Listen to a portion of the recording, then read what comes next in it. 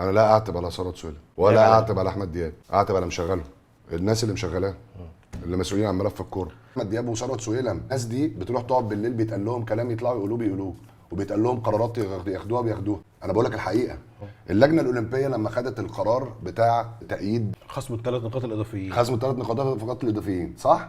قعدوا 14 ساعه يطلعوا القرار، لان الراجل اللي ادى الامر للرابطه ان هي تشيل الثلاث نقاط مره تانية كان بيحاول يغير القرار.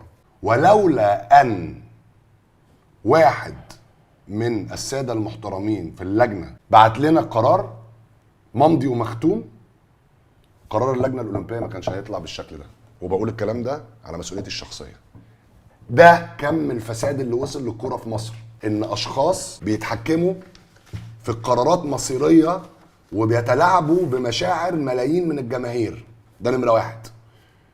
اشخاص بيتحكموا في اختيارات المديرين الفنيين للمنتخبات الوطنيه لمجامله بعض اللاعبين بعينهم. اشخاص بيتحكموا في كل كبيره وصغيره في كره القدم. هو ده اللي وصلنا للي احنا فيه. انما انا ابقى راجل سطحي ان انا ازعل من ثروت سويلم. انا بقول لكم يا جماعه المشكله الحقيقيه، عايزين تشيلوا الكلام ده من الحلقه، شيلوه.